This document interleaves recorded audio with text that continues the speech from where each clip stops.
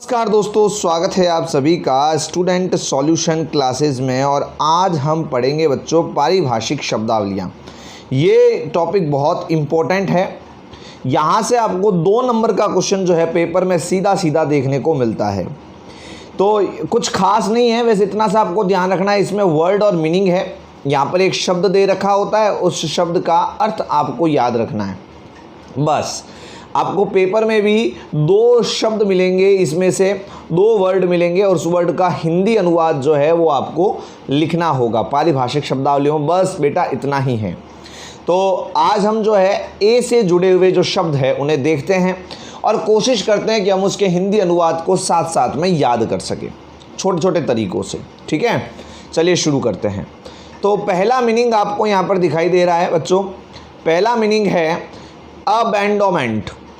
अबैंडोमेंट है ना। अबैंडोमेंट का मतलब क्या होता है जी? परित्याग या कमी।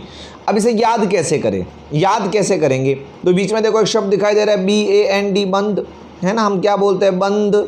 बंद बंद है, बंद को क्या है? अबैंड, यानी कि अब बंद नहीं है। अब क्या कर दिया गया है? उसको त्याग कर दिया गया। तो अबैंडोमेंट, अब बंद नहीं है। बंद नहीं है यार, पहले तो बंद था, हमने पास बैठा था, बंद कर रखा था हमने, अब लेकिन हमने वो क्या कर दिया? उसका त्याग कर दिया है। क्या कर दिया है? त्याग, यानी कि उसको अलग कर दिया। तो इस तरह से हम देखो छोटे छोटे तरीके अगर अपना लेंगे तो हमें शब्द दिखते ही हमें याद आ जाएगा। अरे हाँ, बंद अब नहीं है, आपको याद होगा ना। कई बार हम चीज़ों के आगे अ लगाकर उसका विलोम शब्द बनाते हैं। जैसे जय, जय का विलोम शब्द क्या होता है? अजय, यानी जिसे जीता नहीं जा सकता। ठीक है। नाथ, नाथ का क्या होता है? अनाथ। याद है आपको?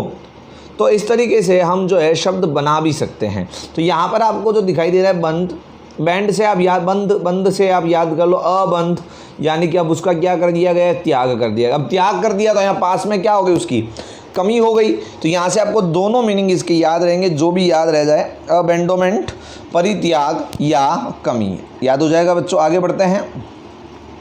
हाँ जी, अगला मीनिंग दिखाई दे रहा है आपको। अगला मीनिंग है एब्रीवेशन। क्या है जी? एब्रीवेशन। हाँ जी, इसका मतलब क्या होता है सर? इसका मतलब होता है संक्षेप। अब देखो ये इतना बड़ा मीनिंग है, ABBREVIATION।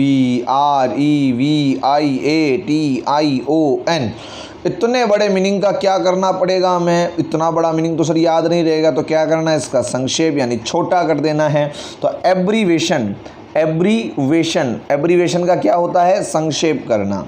ठीक है। अगला मीनिंग एबिलिटी। एबिलिटी, एबिलिटी का क्या मतलब होता है बेटा? एबिलिटी, कैपेसिटी, इन शब्दों का क्या मतलब होता है? योग्यता। क्या मतलब होता है? योग्यता। पेपर के अंदर आपको डायरेक्ट एक वर्ड लिखा होगा इंग्लिश के अंदर और आपको सामने उसका हिंदी में अर्थ लिखना है। बस 2 नंबर पक्के हैं, लिखा के ले लो, याद करना है बस आपको। बस थोड़ा थोड़ा इसको याद करना है। वर्ड मीनिंग याद, 2 नंबर पक्के, कहीं नहीं जाने वाले हैं। अगला दिखाई दे रहा है अब नॉर्मल। अब जो नॉर्मल नहीं है, अब नॉर्मल, यानी क्या कहा जाएगा उसको? असामान्य। क्या कहा जाएगा बेटा? असामान्य कहा जाएगा। अगले मीनिंग्स की तरफ बढ़ते हैं और वर्ड मीनिंग देखते हैं। एब्लिशन। एब्लिशन क्या होता है जी?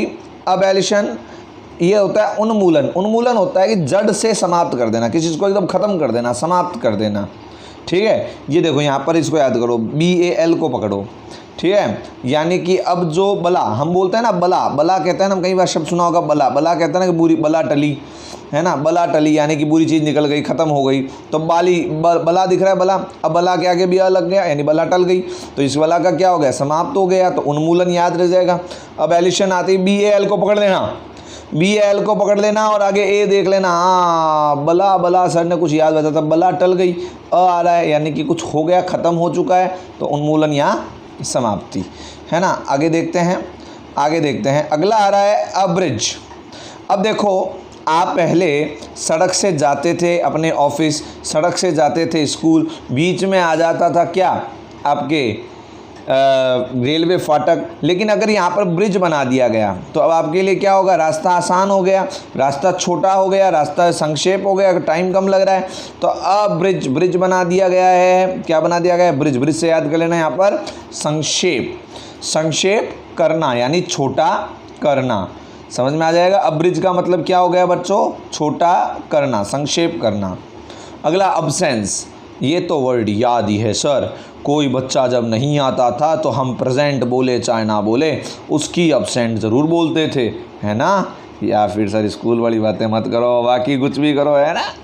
अब्सेंस, अब्सेंस का मतलब हो गया अनुपस्थिति, ठीक है। ये कार्य यानी ये जब आप अभी आप 12th कक्षा में हो, आगे जाके आप लोग जो है यथासंभव मेरा आशीर्वाद है कि आप सभी जो है सरकारी नियोक्ता बने, सरकारी कार्यालयों में जाए, तो वहाँ पर आप इन शब्दावलियों का प्रयोग करना होता है।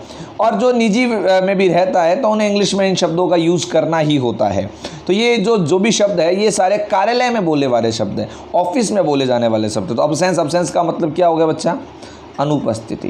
तो इससे रिलेट एक वर्ड और है, अब्सेंस स्टेटमेंट। ऑफिस के अंदर जो बॉस लोग होते हैं ना, ये बड़े साले खड़ूस होते हैं। इन्हें क्या चाहिए, हर एम्प्लॉय का अब्सेंटी स्टेटमेंट चाहिए ताकि वो उनकी तनख्वाह काट सके, है ना। यही बात है जी। अब्सेंटी स्टेटमेंट किसे कहते हैं, अनुपस्थिति का विवरण, कि भाई कितनी इसने छुट्टियां ली है, क्या किया है, उसका सारा विवरण कहलाता है अब्सेंसी स्टेटमेंट। ओके बेटा, आगे बढ़ते हैं। अगला है एब्स्ट्रैक्ट। एब्स्ट्रैक्ट, एब्स्ट्रैक्ट का मतलब क्या होता है जी, सार। एब्स्ट्रैक्ट का मतलब होता है सार, ठीक है। यानी किसी चीज़ का सार सर्व करना, यानी कि उसको छोटा करना भी इसमें मतलब आ सकता है एब्स्ट्रैक्ट। आगे बढ़ते हैं। एब्स्ट्रैक्ट आर्ट यानी अमूर्त भी होता है, आपने पढ़ रखा है एब्स्ट्रैक्ट का मतलब। तो अगला वर्ड यहाँ दिख रहा है हमें एब्स्ट्रैक्ट। एब्स्ट्रैक्ट का मतलब क्या हो गया, सार। फिर आता है एब्यूज़। एब्यूज़, यूज़ वर्ड आपको दिखाई दे रहा है यहाँ पे। यूज़ का मतलब आपको पता है उपयोग करना, वो क्या उसका क्या हो रहा है, दुरुपयोग हो रहा है ना। एब्यूज़, एब्यूज़ का मतलब होता है दुरुपयोग, यानी किसी चीज़ का गलत तरीके से प्रयोग करना। फिर आता है वर्ड एकेडमिक। एकेडमिक, एकेडमिक का मतलब होता है शैक्षणिक, अकादमिक, जो शिक्षा व्यवस्थाएं चलती है उस व्यवस्था का पूरा सिस्टम जो उसे एकेडमिक कहा जाता है, ठीक है। एकेडमिक काउंसिल का मतलब क्या होता है बच्चों, विद्या परिषद। और एकेडमिक ईयर का मतलब क्या होता है, शैक्षणिक वर्ष।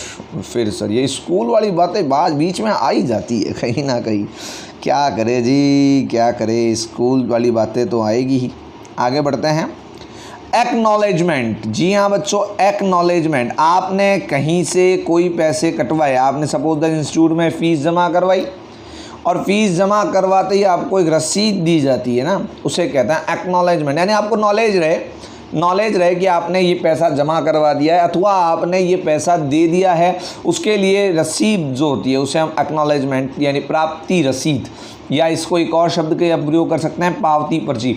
याद रहे अंग्रेजी में लिखा आएगा और आपको हिंदी में लिखना है, तो आप अंग्रेजी से हिंदी शब्द को कनेक्ट करने की कोशिश कीजिए। यहाँ पर एक्टिंग, एक्टिंग का मतलब अभिनय नहीं जी, एक्टिंग का मतलब ऑफिस में होगा कार्यकारी, जो एक्टिंग, एक्शन कहते हैं ना, इस पर एक्शन लेना पड़ेगा, यानी क्या करनी पड़ेगी, कार्यवाही करनी पड़ेगी, कार्यवाही करनी पड़ेगी। फिर अगला वर्ड देखिए एक्टिविटीज़। अलग अलग टाइप की एक्टिविटीज़ है ना, जैसे कोई कार्य क्रियाकलाप, कोई गतिविधियाँ। एडिशनल, अतिरिक्त, ये बड़े आसान शब्द है, एडिशनल अतिरिक्त, इसके अलावा, है ना। अगला वर्ड देखते हैं। अगला वर्ड है एडहॉक। एडहॉक क्या होता है जी, एडहॉक का मतलब है तदर्थ। हाँ, अब यही आपको लिख के आना है, लिख कर यही आना है तदर्थ। मतलब समझा देता हूँ मैं क्या है। तदर्थ का मतलब होता है किसी के लिए, एडहॉक किसी चीज़ के लिए, किसी चीज़ के वास्ते आपने कोई काम कर रहे हो तो एडहॉक वर्ड का यूज़ किया जाता है और आपको लिख के आना है तदर्थ। बहुत इंपॉर्टेंट है, ध्यान रख लेना, एडहॉक, ठीक है। एडहॉक, एडहॉक, एडहॉक, एडहॉक से याद करना है तदर्थ, तदर्थ, ठीक है। फिर आता है एडजॉन। एडजॉन का मतलब होता है स्थगित करना, रोक देना, स्थगित करना या रोक देना। जैसे 12वीं के पेपर जो है कोरोना को देखते हुए बीच में रोक दिए गए थे, एडजॉन कर दिए गए थे, है ना, स्थगित कर दिए गए थे, लेकिन हुए ज़रूर। कॉलेज वालों की मौज हो गई, पेपर हो गए सालों के कैंसिल। तो एडजॉन, एडजॉन का मतलब क्या होता है जी, स्थगित करना। अगला दिखाई दे रहा है एडजस्टमेंट। एडजस्टमेंट आपने जो मेरे यहाँ पर भूगोल के विद्यार्थी है जो इस वीडियो को सुन रहे हैं वो उनको याद होगा, और जिन्होंने हमारी गर्मी की छुट्टियों वाली कक्षाएं ली है, वहाँ एक शब्द हमने प्रयोग किया था एडजस्टमेंट, कि ये जो भी जनजातियाँ हैं वो जनजातियाँ दूसरी लोगों से क्या करती है, अपना एडजस्टमेंट बैठाती है, यानी क्या करती है, समायोजन करती है ना। फिर आता है एडमिनिस्ट्रेशन। एडमिनिस्ट्रेशन आपको पता ही है, प्रशासन। अभी आप देख रहे हो कि सबसे बड़ा रोल किसका है यहाँ पर, प्रशासन का ही है। प्रशासन, जहाँ प्रशासनिक अधिकारी होते हैं, जहाँ पूरा सिस्टम होता है वो पूरा प्रशासन कहलाता है, एडमिनिस्ट्रेशन कहलाता है। अपीयर होना यानी उपस्थित होना, किसी चीज़ के लिए अपीयर होना, उपस्थित होना। अपेंडिक्स का मतलब होता है परिशिष्ट। ये आपकी किताबों के लास्ट वाला पेज जिसमें बहुत सारी चीज़ें लिखी होती है, अलग अलग, यहाँ से लिया गया, वहाँ से लिया गया, या फिर कोई एक्स्ट्रा चीज़ जोड़ने के लिए अपेंडिक्स यानी कि परिशिष्ट जोड़े जाते हैं। बच्चों आगे बढ़ते हैं। एप्लीकेंट यानी आवेदक, जो आवेदन करता है उसे क्या कहा जाता है बच्चों, एप्लीकेंट कहा जाता है। अप्लाई आवेदन करना। अपॉइंटी क्या होता है, अपॉइंटी यानी नियुक्ति पाने वाला व्यक्ति, जो जिसको नियुक्ति मिली है उसे अपॉइंटी कहा जाता है। और अपॉइंटमेंट क्या होता है, उसकी नियुक्ति जो हुई है उसे अपॉइंटमेंट कह देते हैं। एप्रिशिएशन, हाँ जी ये तो बड़ी पता ही है, एप्रिशिएशन किसी की प्रशंसा करना, किसी को शाबाशी देना, एप्रिशिएशन। एप्रोप्रिएशन क्या होता है जी, विनियोजन एक्चुअल में क्या होता है, किसी काम को एप्रोप्रिएट तरीके से करना, एप्रोप्रिएशन। उसको काम को अगर आप कर रहे हो, कोई भी प्रकार का काम है, उसे देखो, नियोजन वर्ड पकड़ो, मैं आपको थोड़ा सा और समझा। नियोजन का मतलब क्या होता है, प्लानिंग। वी यानी विशेष, जैसे विज्ञान लिखते हैं ना, विज्ञान है ना, विज्ञान में पीछे वाला ज्ञान तो ज्ञान ही है, वी मतलब विशेष ज्ञान। उसी प्रकार एक स्पेशल प्लान, उसे हम एप्रोप्रिएशन यानी विनियोजन कह सकते हैं। कोई भी काम करने से पहले कोई स्पेशल प्लान जो है उसे विनियोजन कहा जा सकता है। अप्रूवल, अनुमोदन। भाई आप अपने ऑफिस, जिस भी सरकारी कार्यालय में आप लगे, और आप जो है अपने अधिकारी के पास एक बड़ा सा लेटर लिख कर गए कि भाई साहब ये काम जो है ये करवाना है, इतना पैसा लगेगा, तो फिर अधिकारी क्या करता है, उस पर अपने पता नहीं कौन से अजीब तरीके वाले साइन कर देता है, और उसे क्या कर देता है, अप्रूव्ड कर देता है, उसका क्या कर देता है, अनुमोदन कर देता है। एरियाज यानी बकाया। अब देखो, जिसका होता है पैसा बकाया, वो क्या करता है, ढूंढने के लिए कोई ना कोई एरिया ढूंढता ही है। एरियाज का मतलब क्या हो गया, बकाया। एक्सेप्टेंस का मतलब बताइए आपको, स्वीकार करना। एक्सेप्टेंस यानी स्वीकृति देना, बस सीधी बात है, सिंपल सा वर्ड। एक्सीडेंट सबको पता है, दुर्घटना, कोई बताने वाली बात ही नहीं है। अकाउंट लेखा जोखा, हिसाब किताब। अकाउंटेबिलिटी जवाब देने वाला, जिम्मेदार लोग जो होता है ना, अकाउंटेबिलिटी, इसके प्रति अकाउंटेबिलिटी है। एक्यूज अभियोग लगाना, एक्यूज यानी कि अभियोग लगाना। एडमिसिबल स्वीकार्य, स्वीकार करने योग्य, ग्राह्य करने योग्य, ग्रहण करने योग्य। अमाउंट यानी राशि। अमाउंट का मतलब क्या हो गया बेटा, राशि। बड़ी आसान से शब्द।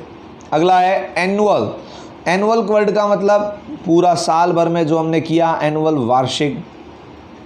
एज फॉलोज, ये आपने पढ़ाई होगा, कई बार क्वेश्चन आंसर्स में आ जाता है, निम्नलिखित, जैसा नीचे लिखा हुआ है। ये दो वर्ड बड़े कंफ्यूज करते हैं, एक तो होता है एसेंट, एक होता है एसेट। ठीक है, अब आपको किसी अनुमति लेनी है तो आपको उसको अपना बात क्या करनी पड़ेगी, सेंट यानी सेंड, जैसे वर्ड याद कर सकते हैं। और परिसंपत्ति है, उसे क्या करना पड़ता है, सेट। परिसंपत्ति किसे कहते हैं, जैसे आपने कुछ कमाया, आपके घर में जो भी सामान है जिसको कुछ ना कुछ मूल्य रखता है, उसे हम परिसंपत्ति कह सकते हैं। जो भी आपने कमाया या फिर उसका मूल्य हो, उसे हम परिसंपत्ति कह सकते हैं। एसोसिएशन क्या होता है, एसोसिएशन का मतलब होता है संघ, है ना, जुड़ाव, एसोसिएशन उसे कहा जाता है। फिर अगला वर्ड है एज्यूम करना, कल्पना करना। और एक लास्ट वर्ड है, क्या देख लेते हैं, एज यूजुअल का मतलब होता है नित्यवत, यानी जो रोज हो सकता है। तो ये हमने कुल 42 वर्ड्स यहाँ पर देखे हैं। तो बच्चों मैं आशा करता हूँ कि आपको 42 वर्ड्स अच्छे से समझ में आए हैं। ये हमने केवल ए के लिए हैं, ऐसे करके हम बी सी डी ई भी लेंगे, हाँ सर जी ऐसे डराया मत करो, हमारी तो आंखें फटी की फटी रह गई, इतना कराओगे तो हम याद कैसे कर लेंगे, है ना। हाँ तो मेरे बेटा इतना सब में नहीं होगा, आप चिंता ना करें। ये ए के लिए ज़्यादा मीनिंग है, बी में थोड़े कम है, सी में और कम है, डी में और कम है, तो ये कम होते जाएंगे, तो घबराने वाली बात नहीं है। कुछ ही मीनिंग है जो आपको याद करना है, और वर्ड तो याद करना ही नहीं है। देखो मैं हिंदी माध्यम के विद्यार्थी बड़ी चिंता में चले जाते हैं कि सर अल्लाह हमें स्पेलिंग याद करनी पड़ेगी, तो स्पेलिंग आपको याद नहीं करनी है। आपको केवल उस वर्ड का एक ऐसा पॉइंट पकड़ लेना है जिससे आपको ये याद आ जाए कि इसका हिंदी में अर्थ क्या है। और हिंदी माध्यम के अंग्रेजी माध्यम के जो विद्यार्थी वो भी कुछ ऐसा ही करें, वो हिंदी याद करने की कोशिश करें कि इसको इस हिंदी में क्या कहते हैं। आप ध्यान रखें, आप अपने मन से नहीं लिख सकते, है ना। आप ऐसे नहीं एज्यूम का आप एक लिख कर आ जाए, इमेजिनेशन ऐसा नहीं लिख के आ सकते। वहाँ पे आपको कल्पना या अनुमान ही लिखना पड़ेगा वहाँ पर, है ना। तो इसलिए थोड़ा सा आपको, आप एक्शन का अभिनय नहीं लिख के आ सकते, आपको वहाँ पर एक्शन का कार्यकारी ही लिख कर आना पड़ेगा, कार्यवाही लिख कर आना पड़ेगा। तो बेटा ये वर्ड आसान है, कोई दिक्कत नहीं है। हमारी जो भी नेक्स्ट क्लास होगी उस नेक्स्ट क्लास के अंदर हम जो है इन वर्ड्स को आगे लेंगे। तो तब तक के लिए स्वस्थ रहिए, मस्त रहिए और पढ़ते रहिए, देखते रहिए student solution classes. Thank you for watching.